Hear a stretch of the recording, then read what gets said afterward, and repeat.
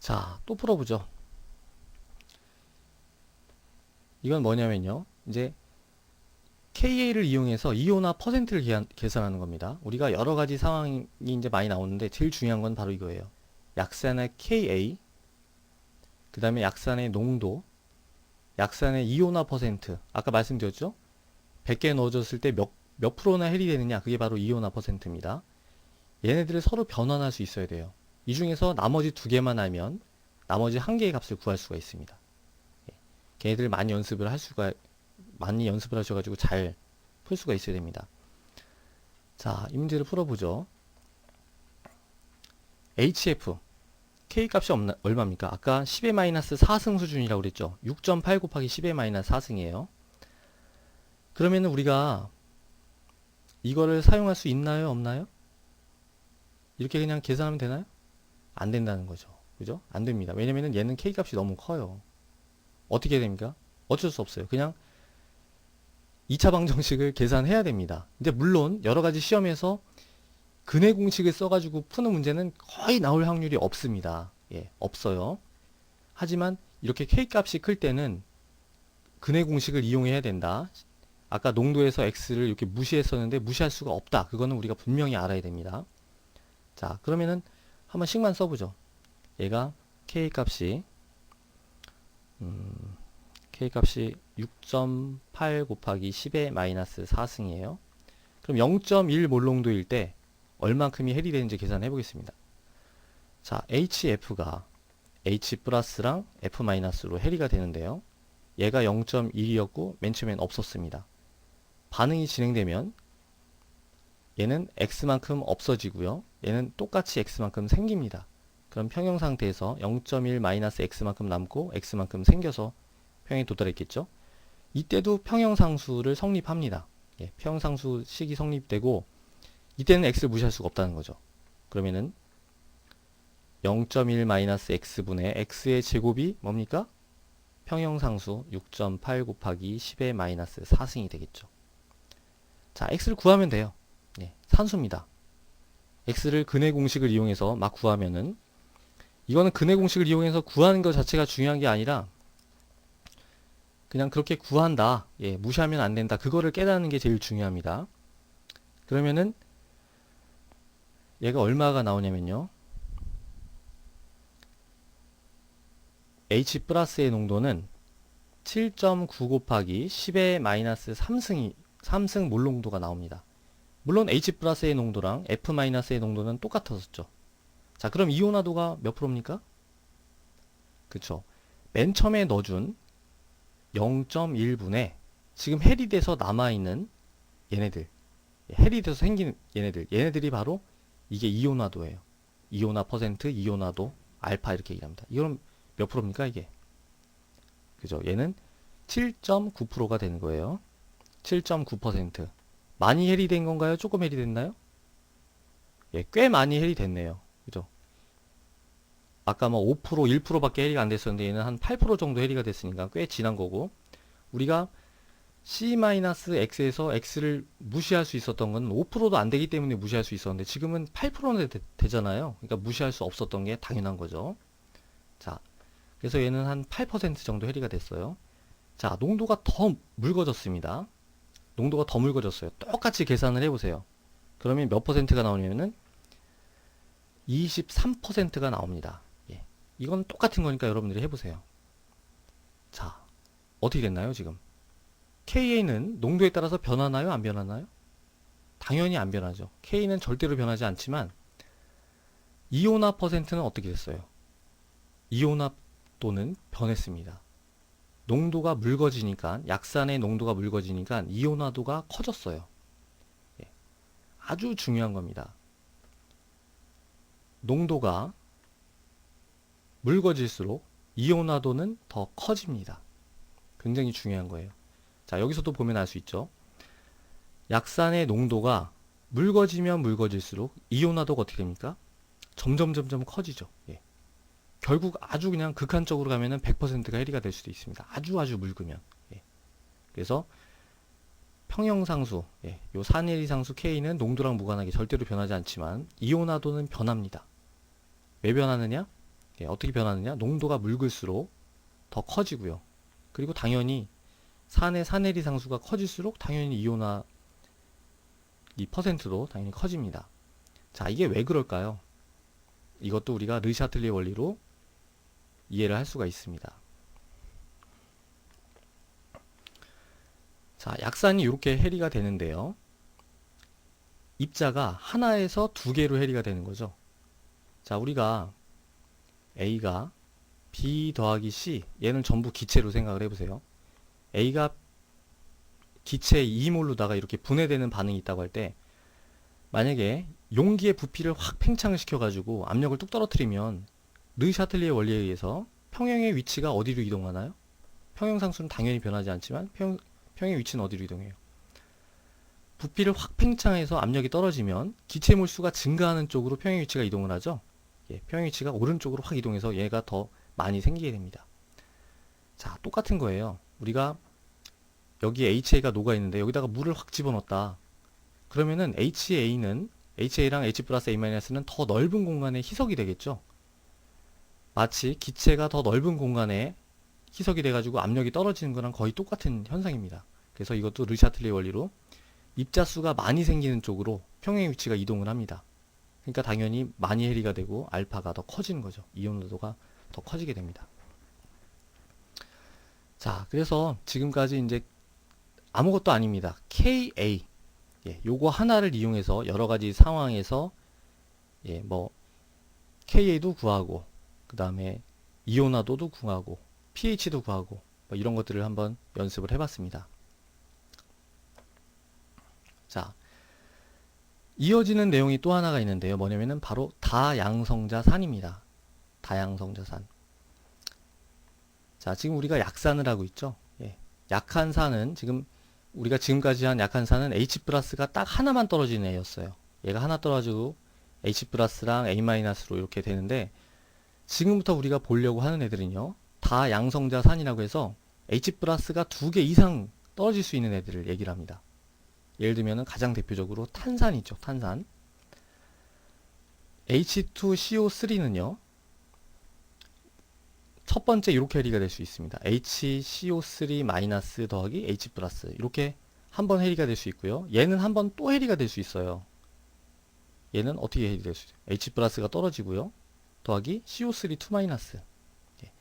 이렇게 두 단계에 걸쳐서 떨어질 수가 있습니다.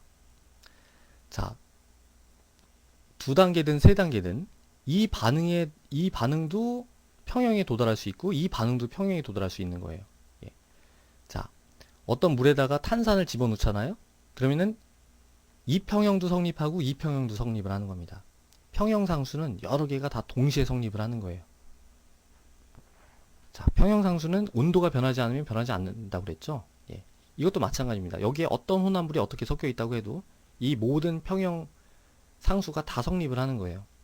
자, 이 반응, 첫 번째 반응의 평형상수를 KA1이라고 합니다. KA1 또는 줄여서 그냥 K1이라고도 해요. 예. 다양성자산이 있을 때 첫 번째 H 플러스가 떨어지는 반응에 대한 K값, 그거를 KA1 또는 K1이라고 하고요. 두 번째 떨어지는 반응에 대한 K값은 K2라고 합니다. 예. K1, K2. 자, 그러면은 K1하고 K2 중에 어떤 게 더 클까요? 어떤 게 더 잘 떨어질까요? H 플러스가. 첫 번째가 더 잘 떨어질까요? 두 번째가 더 잘 떨어질까요? 당연히 첫 번째가 더 잘 떨어지죠. 왜 그래요? 첫 번째도 잘 안 떨어집니다. 근데 거기서 두 번째가 또 떨어진다? 하나도 겨우 떨어뜨렸는데 거기서 또 하나를 떨어뜨려요. 굉장히 떨어지기가 힘든 거죠. 그리고 여기선 지금 음이온에서, 그죠? 이미 음이온의 전하를 띄고 있는데 거기서 H 플러스 양이온을 떼어내는 거니까 전기적인 인력을 굉장히 많이 극복을 해야 됩니다. 그렇기 때문에 잘 안 떨어지는 거예요. 자, 이거는 탄산뿐만 아니라 일반적인 다양성자산에는 다 해당이 되는 겁니다. 일반적으로 말해서 다양성자산에 K1, K2, K3가 있을 때 K1이요, K2보다 훨씬 큽니다. 그리고 K2는 K3보다 훨씬 큽니다. 예. 얼만큼 크냐? 보통 1000배 정도씩 커요. 1000배 이상 큽니다. 1000배 이상 커요. 자, 이게 무슨 의미인지는 알아야 돼요. 1000배 이상 크다 무슨 뜻입니까? 거의 K2는 일어나지 않는다는 거죠. 예.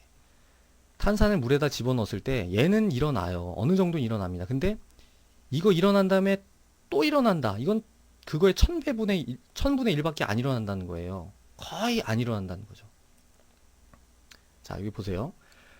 여러 가지 이제 다양성자산에 대한 K값이 있는데, 아스코르빈산, 비타민C죠. K1이 10의-5승이고 K2는 10의-12승입니다. 10의 7승만큼 차이가 나죠? 탄산을 보세요. 10의-7승, K2는 10의-11승입니다. 한 10,000배 차이가 나죠. 시트레스 한번 쭉 있고, 인산 10의-3승, 10의-8승, 10의-13승 막 10의 5승씩 막 이렇게 차이가 나죠. 예. 자, 다양성자산은 H 플러스를 여러 번에 걸쳐서 내놓을 수는 있어요. 예. 하지만 K1이 K2보다 훨씬 크고 K2가 K3보다 훨씬 크기 때문에 물에다가 그냥 녹였을 때는 K2나 K3는 완전히 무시해도 된다 이겁니다. 무시해도 돼요. 자, 얘도 몇 프로밖에 해리가 안 되는데 그 몇 프로 해리 안 된 거에 1000분의 1, 만분의 1, 100만분의 1만큼 또 해리가 된다. 그거는 아무 의미가 없는 거죠. 그죠? 탄산만 만약에 물에다 집어넣었다. 그러면은 K1과 K2가 둘 다 평형에 도달해 있긴 하지만 극미량이 있으니까. 하지만 K2 반응은 거의 일어나지 않는다 이겁니다. 거의 일어나지 않지만 분명히 K2 값은 지금 평형 상태에서 등식이 성립하고 있어요. 그건 분명히. 자, 그래서 사실은요, 이 다양성자산이 산염기 전체에서는 굉장히 중요합니다. 예, 어디서 중요하냐면 나중에 적정곡선에서 제일 중요한 마지막 클라이막스는 다양성자산의 적정곡선이에요.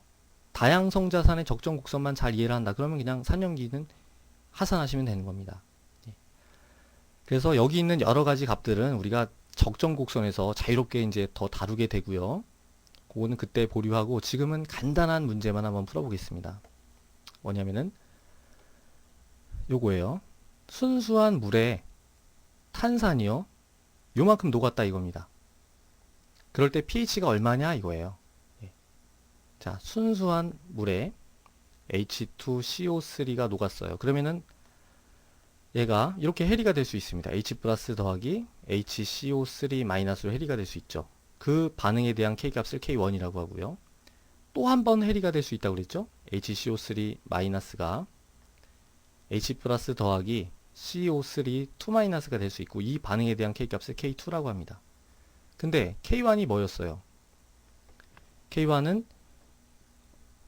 탄산이 4.3 곱하기 10의 마이너스 7승이고요. K2는 훨씬 작습니다. 5.6 곱하기 10의 마이너스 11승이에요. 자, 그러면은 물에다가 탄산을 녹이면요. 그냥 H2A로 하겠습니다. H2A를 녹였어요. 그러면은 그 중에서 조금만, 이것도 굉장히 작은 셈이죠. 아주 조금만, 1%도 안 될 거예요.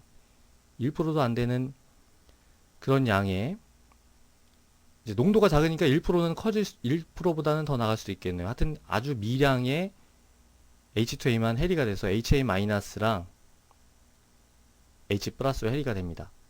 근데 두 번째는 더 안 일어나는 거죠. K값이 이렇게 작기 때문에 얘가 또 한 번 해리된다? 거의 일어나지 않습니다.